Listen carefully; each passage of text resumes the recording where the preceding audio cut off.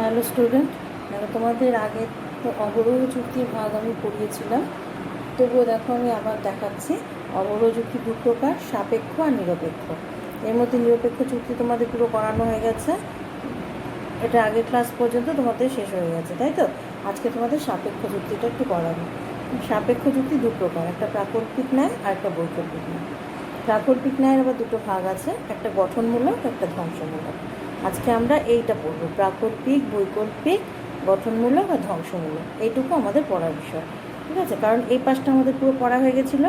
আজকে এখান থেকে এইটুকু পড়বো আমরা, কেমন? আচ্ছা দেখো, সাপেক্ষ যুক্তি মানে কি?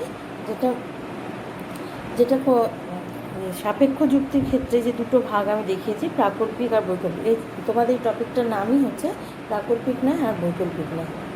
প্রথমেই দেখো যে দুটো ভাগ রয়েছে, প্রাকল্পিক আর বৈকল্পিক।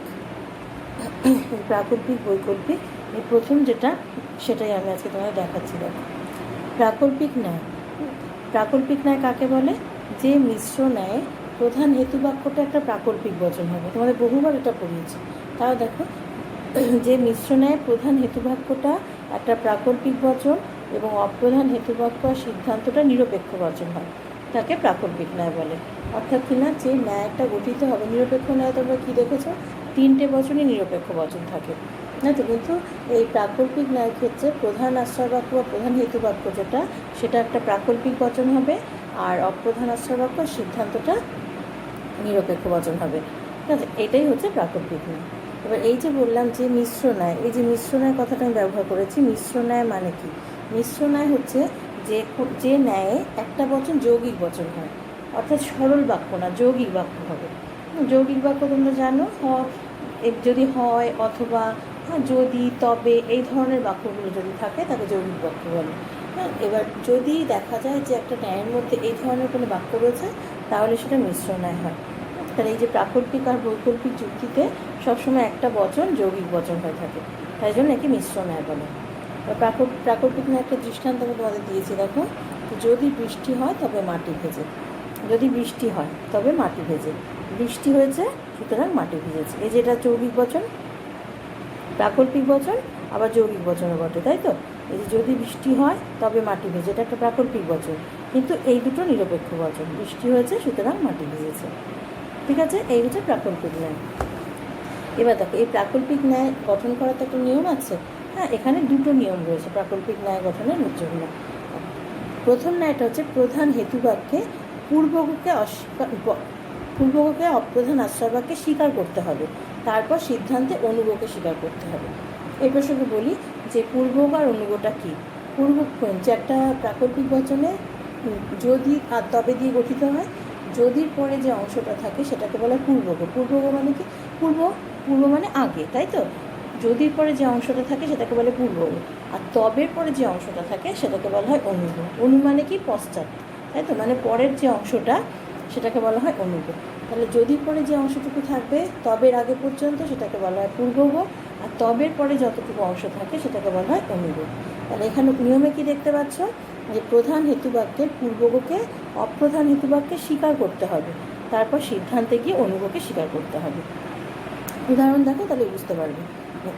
এখানে আমি দেখো প্রাকল্পিক বচনে একটা উদাহরণ নিয়েছি কি, যদি তুমি পরিশ্রম করো তবে তুমি সফল হবে। এটা একটা প্রাকল্পিক বচন। এই যে তুমি যদি পরের অংশ বলেছি পূর্বক, তাহলে কী হবে? যদি তুমি পরিশ্রম করো, এই তুমি পরিশ্রম করো এটা হচ্ছে পূর্বক, ঠিক আছে? আর তবের পরবর্তী অংশ কোনটা? যে তুমি সফল হবে, এটা হচ্ছে অনুগ। বুঝতে পেরেছ?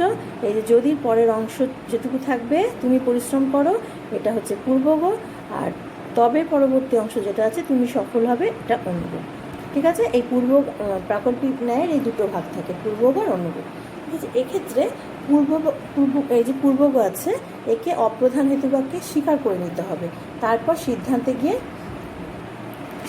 গিয়ে তোমার যেটা অনুগ আছে সেটাকে স্বীকার করতে হবে, ঠিক আছে? এই যে যদি তুমি পরিশ্রম করো তবে তুমি সফল হবে, তো এই যে দেখো যেটা অপ্রধান আশ্রয়বাক্য, সেখানে গিয়ে আমি স্বীকার করেছি কি, যে যদি এই যে তুমি পরিশ্রম করো, এই যেখানে তুমি পরিশ্রম করো, এটা অপ্রধান হেতুবাক্য, তুমি পরিশ্রম করেছো। এই যে দেখো পূর্বগকে আমি স্বীকার করেছি, এখানে তো বলাই আছে যদি তুমি পরিশ্রম করো, আর এখানে অপ্রধান হেতুবাক্যে কী বলেছি, তুমি পরিশ্রম করেছো, তার মানে এটাকে আমি স্বীকার করে নিলাম, এই যে এখানে পূর্বগত স্বীকার হলো, তাই তো। সুতরাং তুমি সফল হবে, এখানে কি ছিল, তুমি সফল হবে, এখানে আমি অনুগকে স্বীকার করলাম, এই যে অনুগ স্বীকার করেছি কি, তুমি সফল হবে। আমি এখানে নিয়মে কি বলেছিলাম, যে পূর্বগকে অপ্রধান হেতুবাক্যে স্বীকার করতে হবে, তারপর সিদ্ধান্তে অনুগকে স্বীকার করতে হবে, তাহলে নিয়মটা ঠিকঠাক হলো। এই যে আবার একবার দেখে নাও, যদি তুমি পরিশ্রম করো তবে তুমি সফল হবে, এই যে তুমি পরিশ্রম করেছো, তার মানে এই পূর্বগকে স্বীকার করলাম, তুমি সফল হবে, অনুগকে স্বীকার করলাম, ঠিক আছে।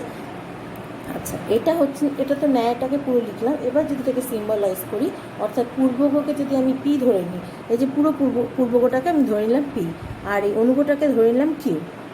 তাহলে এবার যদি সিম্বলাইজেশনের মাধ্যমে প্রাকল্পিক ন্যায়টা লিখি, তবে কি হবে দেখো, যদি পি মানে তুমি পরিশ্রম করাটাকে পি ধরে নিয়েছি, তাই তো, যদি পি তবে এই তুমি সফল হবেটাকে আমি কিউ ধরে নিয়েছি, তাহলে কী হবে, যদি পি তবে কিউ, তাই তো।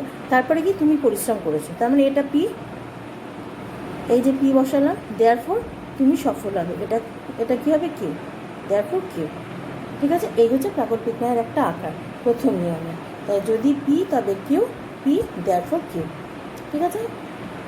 আচ্ছা, দ্বিতীয় এই যে এই ন্যায় প্রাকল্পিক ন্যায়ের এই আকারটা, হ্যাঁ, এই আকারটার নাম হচ্ছে গঠনমূলক প্রাকল্পিক ন্যায়। এটাকে ইংরাজিতে মডাস পনেন্স বলে, সংক্ষেপে বলে এমপি।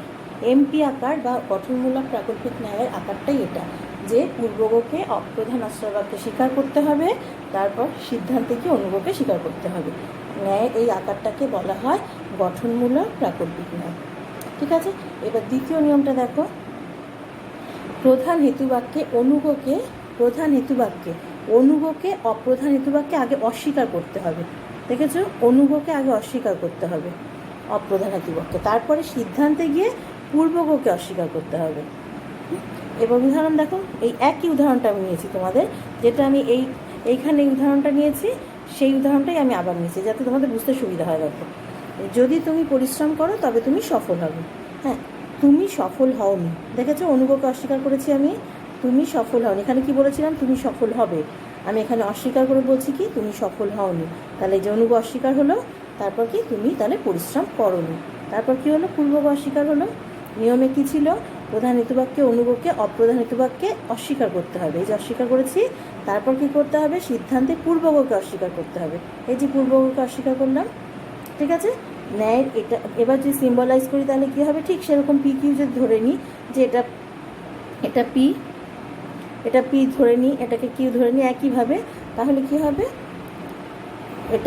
এটা তাহলে কিউ ছিল, এবার যেহেতু অস্বীকার, সেই জন্য এটা কিউ নয়, আর এটাও যেহেতু অস্বীকার, সুতরাং এটা পি নয়, ঠিক সেরকম সিম্বলাইজ করেছি আমি। দেখো, যে যদি পি তবে কিউ, এমন নয় যে কিউ, এমন নয় যে পি, এটা হচ্ছে ধ্বংসমূলক প্রাকল্পিক ন্যায়। এটাকে ইংরাজিতে বলা হয় ইংরাজিতে একে বলে মডাস টলেন্স, এটাকে সংক্ষেপে এমটি বলে, ঠিক আছে। তা প্রাকল্পিক ন্যায়ের এই দুটো আকার হতে পারে, একটা ধ্বংসমূলক প্রাকল্পিক ন্যায় আর একটা গঠনমূলক প্রাকল্পিক ন্যায়, ঠিক আছে।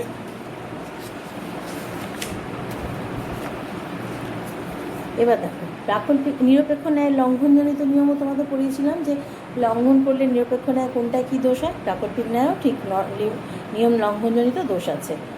এই যে দুটো নিয়ম তোমাদের দেখালাম, এই দুটো নিয়মে লঙ্ঘন হবে, হ্যাঁ, তো লঙ্ঘন হলে সেখানে দোষ উৎপন্ন হবে, সুতরাং নিয়ম যেমন দুটো রয়েছে, লঙ্ঘনজনিত দোষও দুটো রয়েছে। দেখো কী আছে, প্রধান হেতুবাক্যে অনুগকে অপ্রধান আশ্রয়বাক্যে যদি স্বীকার করে সিদ্ধান্তে পূর্বগকে স্বীকার করা হয়, তাহলে প্রাকল্পিক ন্যায় অবৈধ হয়। আমাদের কি কথা ছিল, যে প্রথমে পূর্বগকে স্বীকার করে তারপর অনুগকে স্বীকার করতে হবে, তাই তো। কিন্তু দোষটা কী হয়েছে দেখো, আগে অনুগকে যদি স্বীকার করা হয়, এই যে অনুগকে যদি অপ্রধানে স্বীকার করা হয়, আর কি, অনুগকে যদি অপ্রধানে স্বীকার করা হয়, আর পূর্বগকে যদি স্বীকার করা হয় সিদ্ধান্তে, ঠিক উল্টোটা। দেখো, আমরা কি বলেছিলাম, পূর্বগকে অপ্রধান হেতুবাক্যে স্বীকার করতে হবে, অনুগকে সিদ্ধান্তে স্বীকার করতে হবে, আর এখানে কি হলো, অনুগকে অপ্রধান আশ্রয়বাক্যে যদি স্বীকার করা হয়ে যায় আর সিদ্ধান্তে গিয়ে পূর্বগকে স্বীকার করা হয়, তাহলে যে দোষটা উৎপন্ন হয় সেটা হচ্ছে প্রাকল্পিক ন্যায় সেক্ষেত্রে অবৈধ হয়ে যায়, আর এই দোষটার নাম হবে অনুগ স্বীকারজনিত দোষ, যেহেতু অনুগকে আগে স্বীকার করা হয়ে গেল, সেই জন্য এর নাম অনুগ স্বীকারজনিত দোষ হবে। উদাহরণ দেখো একটা, যদি বৃষ্টি হয় তবে ভালো ফসল হবে, হ্যাঁ, এখানে কী হওয়া উচিত ছিল, যদি বৃষ্টি হয় তবে ভালো ফসল হবে, বৃষ্টি হয়েছে সুতরাং ভালো ফসল হবে, এটাই তো সঠিক হওয়ার কথা ছিল, তাই তো? কিন্তু এখানে কী হয়েছে দেখো, যদি বৃষ্টি হয় তবে ভালো ফসল হবে, ভালো ফসল হয়েছে। কী করেছি দেখো, এই যে অনুগটা এখানে আগে স্বীকার করে নিয়েছি, এখানে অনুগ স্বীকার হয়েছে, তাই তো? তারপরে দেখো বৃষ্টি হয়েছে, এই যে পূর্বগ এখানটা আমি স্বীকার করেছি, তার মানে কি অনুগটাকে আগে স্বীকার করা হয়ে গেছে, এই যে অনুগ স্বীকার, তারপরে কি হয়েছে পূর্বগকে স্বীকার। কিন্তু এটা তো নিয়ম বিরুদ্ধ কাজ হয়ে গেল, তাই না? সেই জন্য একে বলা হয়, এই ধরনের ন্যায় যদি গঠন থাকে প্রাকল্পিক ন্যায়, তাহলে এটা অবৈধ ন্যায় বা অবৈধ প্রাকল্পিক ন্যায়। এখানে যে দোষটা উৎপন্ন হয়েছে তার নাম অনুগ স্বীকারজনিত দোষ। এই যে দোষটার নাম লিখে দিয়েছি আমি, অনুগ স্বীকারজনিত দোষ। ঠিক আছে, এটা প্রথম ন্যায়ের নিয়ম লঙ্ঘনজনিত দোষ। ঠিক আছে, দ্বিতীয়টা দেখো, দ্বিতীয় নিয়ম লঙ্ঘন করলে কী হয়, এই যে প্রধান হেতুবাক্যে পূর্বগকে অপ্রধান আশ্রয়বাক্যে অস্বীকার যদি করা হয়, কী কথা ছিল, পূর্বগকে স্বীকার করতে হবে, তাই তো? এই পূর্বগকে এখানে কী হয়েছে, অপ্রধান আশ্রয়বাক্যে অস্বীকার করা হয়েছে, আর সিদ্ধান্তে গিয়ে অনুগকে অস্বীকার করা হয়েছে, যেটা কিনা অনুগকে স্বীকার করতে হতো সিদ্ধান্তে, ঠিক উল্টোটা করা হয়েছে, যে পূর্বগকে অপ্রধান আশ্রয়বাক্যে অস্বীকার করে সিদ্ধান্তে গিয়ে অনুগকে অস্বীকার করা হয়েছে। এখানে যে দোষটা ঘটে তার নাম পূর্বগ অস্বীকারজনিত দোষ, কারণ কি পূর্বগকে স্বীকার করা হয়, তাই না? এখানে পূর্বগকে আগে অস্বীকার করা হয়েছে বলে এর নাম পূর্বগ অস্বীকারজনিত দোষ। দেখতে পাচ্ছ, এর উদাহরণ দেখো, যদি বৃষ্টি হয় তবে ভালো ফসল হবে। হ্যাঁ, বৃষ্টি হয়নি, দেখেছো এখানে বৃষ্টি হয়েছে, কথাটা হওয়ার কথা ছিল, লিখেছে কি বৃষ্টি হয়নি, তার মানে পূর্বগ অস্বীকার করেছি, তারপর কি ভালো ফসল হয়নি, এখানে অনুগ অস্বীকার হয়ে গেল। তো যেখানে কিনা পূর্বগ আগে স্বীকার করে অনুগ স্বীকার করতে হতো, ঠিক উল্টোটা করেছি আমরা, পূর্বগকে আগে অস্বীকার করেছি, তারপর অনুগকে অস্বীকার করেছি, তাই তো? এটাকে সিম্বলাইজ করেছি দেখো, যদি পি তবে কিউ, এমন নয় যে পি, দেয়ারফর এমন নয় যে কিউ, এটাকে বলা হয় পূর্বগ অস্বীকারজনিত দোষ। তাহলে প্রাকল্পিক ন্যায়ের বৈধতার ক্ষেত্রে দুটো নিয়ম হয়, সেটা একটা কি, একটা হচ্ছে তোমার গঠনমূলক প্রাকল্পিক ন্যায়, আর একটা ধ্বংসমূলক প্রাকল্পিক ন্যায়। আর যদি সেটা লঙ্ঘন করা হয়, প্রথমটার ক্ষেত্রে দোষ দেখা দেয় কি, অনুগ স্বীকারজনিত দোষ হয় একটা, আর আরেকটা হয় পূর্বগ অস্বীকারজনিত দোষ। ঠিক আছে, এই হচ্ছে তোমাদের প্রাকল্পিক ন্যায়। আচ্ছা, এবার তাহলে প্রাকল্পিক ন্যায় বুঝতে পেরেছ। এবার দেখো বৈকল্পিক ন্যায়। বৈকল্পিক ন্যায় খুবই সোজা। বৈকল্পিক ন্যায় একটা মিশ্র ন্যায়। বৈকল্পিক ন্যায়ের ক্ষেত্রে কী হয়, যে হেতুবাক্যটা প্রধান হেতুবাক্য যেটা, সেটা একটা বৈকল্পিক বচন হয়। প্রাকল্পিক ন্যায় আমরা কী দেখেছিলাম, প্রধান হেতুবাক্যটা প্রাকল্পিক বচন, কিন্তু বৈকল্পিক ন্যায়ে প্রধান হেতুবাক্যটা থাকে বৈকল্পিক বচন। এই যে প্রধান হেতুবাক্যটা বৈকল্পিক বচন হয়, প্রধান হেতুবাক্যটা, ঠিক আছে। আর অপ্রধান হেতুবাক্য আর সিদ্ধান্ত যেটা, সেটা হবে নিরপেক্ষ বচন। মানে প্রাকল্পিক ন্যায় আর বৈকল্পিক ন্যায় এটুকুই পার্থক্য, যে প্রথম আশ্রয়বাক্যটা বা প্রধান আশ্রয়বাক্য যেটা প্রাকল্পিক ন্যায়, যেটা প্রাকল্পিক বচন হবে, আর বৈকল্পিক ন্যায় সেটা বৈকল্পিক বচন হবে। আর দুটো ঠিকই থাকবে, নিরপেক্ষ বচনই হবে, তাকেই বলে বৈকল্পিক ন্যায়। এবার দেখো বৈকল্পিক ন্যায়, আমি যে প্রাকল্পিক ন্যায় যদি আর তবের আগে পরে যেগুলো আছে সেই অংশটাকে আমরা পূর্বগ আর অনুগ বলে বলেছি, তাই তো? একটাকে পূর্বগ বলে, একটাকে অনুগ বলে। কিন্তু বৈকল্পিক ন্যায়ের ক্ষেত্রে যে দুটো অংশ থাকে ওটাকে বলা হয় বিকল্প, দুটোই বিকল্প, তার মানে দুটো বিকল্প দ্বারা একটা বৈকল্পিক ন্যায় গঠিত হয়। যে বৈকল্পিক বচন দুটো বিকল্প দ্বারা গঠিত হয়। বৈকল্পিক ন্যায় হয় কি, হয় অথবা, এইটা দিয়ে গঠিত হয়, বা হয়ের পরে যে অংশটা থাকে সেটা একটা বিকল্প, আবার অথবার পরে যে অংশটা থাকে সেটা আর একটা বিকল্প। দেখো এবার বৈকল্পিক ন্যায় নিয়ম কী আছে দেখো, আর একটা উদাহরণ তোমাদের দিয়ে দিই, যে হয় রাম যাবে অথবা শ্যাম যাবে, অথবা জায়গায় নতুবাও থাকে অনেক সময়, হয় রাম যাবে নতুবা শ্যাম যাবে, রাম যায়নি সুতরাং শ্যাম যাবে। কী বলা হয়েছে, যে একটা বিকল্পকে, আচ্ছা দুটো বিকল্প দ্বারা গঠিত। এবার দেখুন বৈকল্পিক নিয়ম যেটা বলছি, প্রধান হেতুবাক্যের যে কোনো একটা বিকল্পকে আগে অস্বীকার করতে হবে অপ্রধানে, আর সিদ্ধান্তে অপর বিকল্পটাকে স্বীকার করতে হবে। তাহলে বৈকল্পিক ন্যায় এমন হবে যে প্রধান হেতুবাক্যটা একটা বৈকল্পিক বচন হবে, অপ্রধান দুটো বিকল্প দ্বারা গঠিত হবে, তো বৈকল্পিক ন্যায়টা এবার অপ্রধান হেতু বাক্যে গিয়ে একটা বিকল্পকে অস্বীকার করতে হবে, সিদ্ধান্তে গিয়ে অপর যে বিকল্প আছে সেটাকে স্বীকার করতে হবে। যে কোনো একটা বিকল্প, দুটো বিকল্প থাকে, যে কোনো একটা বিকল্পকে আগে অস্বীকার করে নিতে হবে, পরে অপরটাকে স্বীকার করতে হবে। এমন নয় যে আগের বিকল্পটা অস্বীকার করতে হবে বা পরেরটা কিছু, এমন নিয়ম নয়। যে কোনো বিকল্পের একটা অস্বীকার করা থাকলে তারপর সিদ্ধান্তে গিয়ে অপরটা স্বীকার করলে বৈধ বৈকল্পিক ন্যায় পাওয়া যায়। উদাহরণ দেখে নাও, হয় শ্রেয়া বুদ্ধিমতী অথবা বোকা। কি বলেছি, একটা বিকল্প অস্বীকার করতে হবে, তাই তো? এখানে একটা করেছি অস্বীকার, কি দেখো, এমন নয় যে শ্রেয়া বোকা। এই যে এইটা হয় আর অথবা পরে অংশ বলেছি, দুটো বিকল্প, এই একটা বিকল্প, আর এই যে শ্রেয়া বুদ্ধিমতী এই একটা বিকল্প। এটা একটা হয়ের পরে অংশটা অথবা পরে অংশটা, তাহলে এই একটা বিকল্প, এই একটা বিকল্প, তাই তো? এবার দেখো আমি কোন বিকল্পটাকে অস্বীকার করেছি, এমন নয় যে শ্রেয়া বোকা, এই যে এটাকে আমি অস্বীকার করলাম, তাই তো? তাহলে আরেকটাকে স্বীকার করতে হবে, তাহলে সুতরাং শ্রেয়া বুদ্ধিমতী। ঠিক আছে? আচ্ছা, এখানে দেখো সিম্বলাইজ করে যদি লিখি, এটাকে পি ধরে নিই, এটাকে কিউ ধরে নিই, তাহলে কী হবে, পি অথবা কিউ। এমন নয় যে কিউ, এই যেটাকে আমি অস্বীকার করেছি, এমন নয় যে শ্রেয়া বোকা, সুতরাং এমন নয় যে কিউ, দেয়ারফর পি।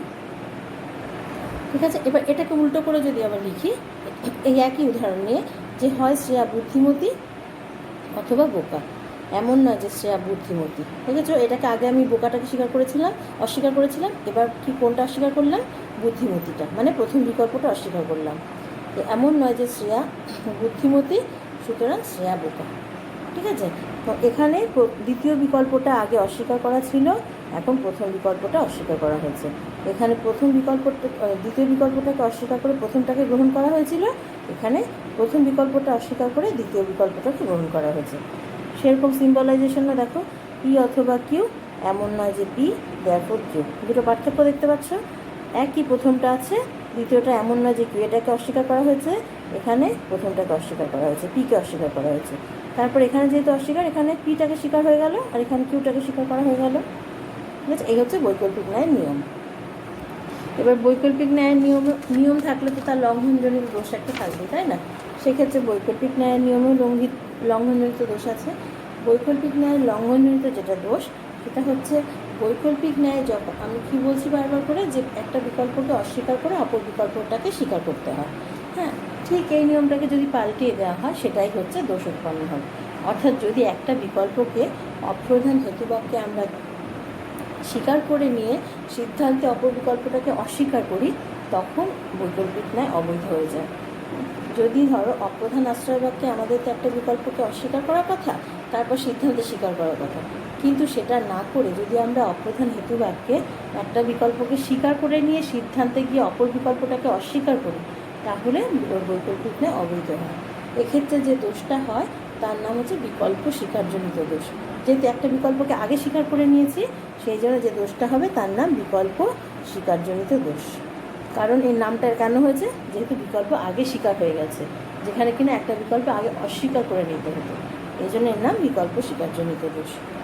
দেখো উদাহরণটা, ফুলটি লাল অথবা সবুজ। তাহলে এটা কি হওয়ার কথা ছিল, যে কোনো একটা বিকল্প নয় হওয়া উচিত ছিল, তাই তো? যে ফুলটি লাল নয় বা সবুজ নয়, কিন্তু আমি কি করেছি, দেখো ফুলটি লাল, আগে একটা বিকল্প স্বীকার করে নিয়েছি, তারপর কি, সুতরাং ফুলটি সবুজ নয়। কিন্তু এটা হওয়া উচিত ছিল না, এই নয়টা এখানে হওয়া উচিত ছিল, তাই তো? তাহলে এখানটা ভুল হয়ে গেল, আগে আমি এটা স্বীকার করে নিয়ে পরেটা অস্বীকার করলাম।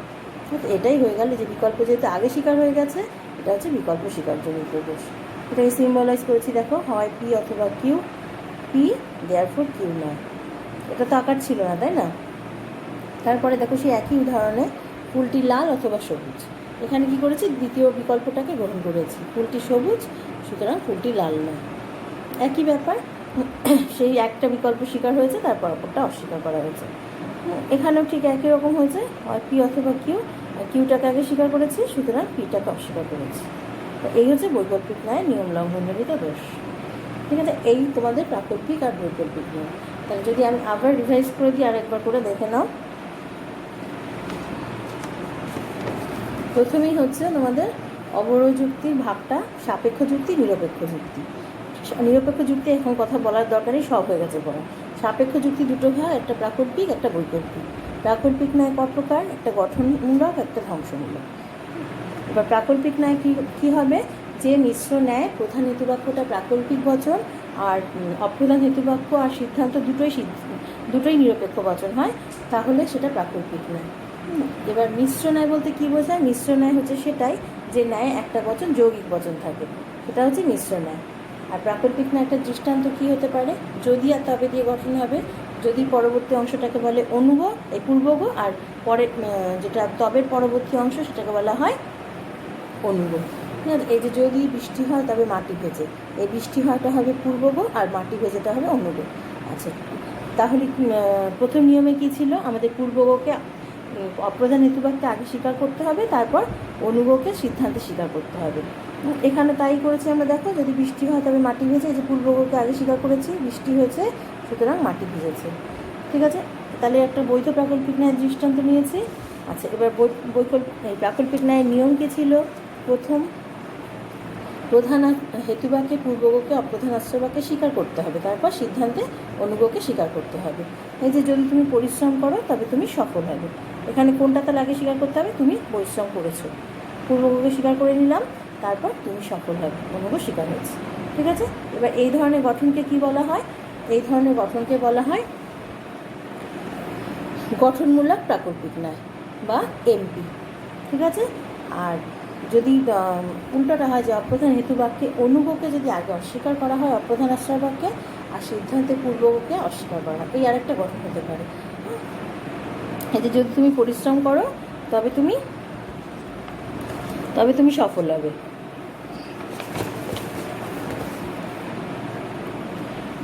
এখানে আমি কী করেছি? অনুগকে অস্বীকার করেছি, তার মানে কি? তুমি সফল হওনি। তারপরে কি? দেখো, তুমি পরিশ্রম করোনি। আচ্ছা, তাহলে অনুগকে যদি আগে অস্বীকার করে পূর্বগকে তারপর অস্বীকার করি, সেক্ষেত্রে কী হবে? সেই ন্যায়ের আকারটাকে বলা হয় ধ্বংসমূলক প্রাকল্পিক ন্যায়। এটাকে বলা হয় মডাস টলেন্স বা সংক্ষেপে এমটি। আচ্ছা, এবার এই প্রাকল্পিক ন্যায় যদি লঙ্ঘন করা হয় নিয়ম, তখন কি হয়? প্রথম যে নিয়মটা ছিল পূর্বগকে আগে স্বীকার করে নিয়ে অনুগকে স্বীকার করতে হবে, এখানে ঠিক উল্টোটা করেছি আমি। দেখো, নিয়মে যে পূর্বগকে আমি অনুগকে আগে অপ্রধান আশ্রয়বাক্যে স্বীকার করে নিয়েছি, তারপর অনুগকে অনুগকে স্বীকার করে নিয়ে পূর্বগকে স্বীকার করেছি। এক্ষেত্রে দোষ হয়েছে কি? আগে যেহেতু অনুগকে স্বীকার করা হয়েছে, সুতরাং এটা অনুগ স্বীকারজনিত দোষ। ঠিক আছে, অনুগকে আগে কখনো স্বীকার করা যাবে না, কিন্তু আমি সেটা করেছি, অনুগকে স্বীকার করেছি, তারপর পূর্বগকে স্বীকার করেছি। এই জন্য এটা যে দোষটা উৎপন্ন হয়েছে তার নাম অনুগ স্বীকারজনিত দোষ। আর তারপর দেখো, দ্বিতীয় নিয়ম লঙ্ঘনজনিত দোষে কী হয়েছে? প্রধান হেতুবাক্যে পূর্বগকে অপ্রধান আশ্রয়বাক্যে স্বীকার করার কথা ছিল, তাই তো? কিন্তু আমরা কী করেছি? পূর্বগকে যদি আশ্রয়বাক্যে অস্বীকার করি আর সিদ্ধান্তে অনুগকে গিয়ে অস্বীকার করি, তাহলে যে দোষটা হবে সেটা হবে পূর্বগ অস্বীকারজনিত দোষ। এই যে যদি বৃষ্টি হয় তবে ভালো ফসল হবে, বৃষ্টি হয়নি সুতরাং ভালো ফসল হয়নি। পূর্বগ আগে অস্বীকার হয়েছে, তারপর অনুগকে অস্বীকার হয়েছে, সুতরাং এর নাম হচ্ছে পূর্বগ অস্বীকারজনিত দোষ। এবার তোমাদের বৈকল্পিক ন্যায় আর প্রাকল্পিক ন্যায়ের পার্থক্য কী ছিল? যে বৈকল্পিক ন্যায় প্রধান বচনটা হবে, প্রধান হেতুবাক্যটা হবে বৈকল্পিক বচন, আর প্রাকল্পিক ন্যায়ের প্রধান হেতুবাক্যটা হবে প্রাকল্পিক বচন। আর সিদ্ধান্ত আর অপ্রধান হেতুবাক্য দুটোই নিরপেক্ষ বচন হবে। ঠিক আছে, তাহলেই বৈকল্পিক ন্যায় হয়ে যাবে। আচ্ছা, বৈকল্পিক ন্যায়ের বচনে যে দুটো অংশ সেটাকে কী বলে? বিকল্প। সুতরাং দুটো বিকল্প দ্বারা একটা বৈকল্পিক ন্যায় গঠিত হয়। আর বৈকল্পিক ন্যায়ের নিয়ম কি? যে প্রধান হেতুবাক্যে যে দুটো বিকল্প দ্বারা গঠিত হয়, সেটা অপ্রধান হেতুবাক্যে গিয়ে যে কোনো একটা বিকল্পকে অস্বীকার করে সিদ্ধান্তে গিয়ে অপর বিকল্পটাকে স্বীকার করতে হয়। এই হচ্ছে বৈকল্পিক ন্যায়ের নিয়ম। যেমন দেখো, শ্রেয়া বুদ্ধিমতী হয়, শ্রেয়া বুদ্ধিমতী অথবা বোকা। হ্যাঁ, এখানে এই যে বুদ্ধিমতী আর বোকা, এই যে দুটো বিকল্প আছে, এটাকে যে কোনো একটা অস্বীকার করলে, এই যে এমন নয় যে শ্রেয়া বোকা, শুধু অপরটাকে তাহলে তখন সিদ্ধান্তে স্বীকার করা যায় শ্রেয়া বুদ্ধিমতী। এটা যেমন হতে পারে, আরেকটা আকারও হতে পারে যে হয় শ্রেয়া বুদ্ধিমতী অথবা বোকা, এমন নয় যে শ্রেয়া বুদ্ধিমতী সুতরাং শ্রেয়া বোকা। এটা একটা বৈধ প্রাকল্পিক ন্যায়। কিন্তু এই প্রাকল্পিক ন্যায়ের নিয়ম যদি লঙ্ঘন করা হয় তখন কি হবে? বৈকল্পিক ন্যায়ের যদি নিয়ম লঙ্ঘন করা হয়, তখন বৈকল্পিক ন্যায় যে কোনো একটা বিকল্পকে অপ্রধান আশ্রয়বাক্যে আগে স্বীকার করে নিয়ে তারপর যদি সিদ্ধান্তে অপর বিকল্পটাকে অস্বীকার করা হয়, তখন বৈকল্পিক ন্যায় অবৈধ হয়। আর এই দোষটার নাম হবে বিকল্প স্বীকারজনিত দোষ। যেমন এখানে দেখো, ফুলটি লাল অথবা সবুজ, ফুলটি লাল সুতরাং ফুলটি সবুজ নয়। এই যে একটা বিকল্পকে আগে স্বীকার করে নিয়েছি, পরে সিদ্ধান্তকে অস্বীকার করা হচ্ছে, এটা একটা দোষ হয়ে গেল। এটা হচ্ছে বিকল্প স্বীকারজনিত দোষ। ঠিক এটাই আবার অন্য একটা বিকল্প দেখো, আগে স্বীকার করেছি ফুলটি লাল অথবা সবুজ, ফুলটি সবুজ সুতরাং ফুলটি লাল না, এটা ওই বিকল্প স্বীকারজনিত দোষ। যখনই দেখবে বৈকল্পিক বচনে আগে এখানে পজিটিভ বচন রয়েছে, পরে সিদ্ধান্ত থেকে নেগেটিভ হয়ে গেছে, তখনই বুঝবে এটা একটা অবৈধ বৈকল্পিক না। আগে এখানে নেগেটিভ বচন হতে হবে, তবে এখানে পজিটিভ বচন হতে হবে, তবেই বৈকল্পিক না বৈধ হবে। ঠিক আছে।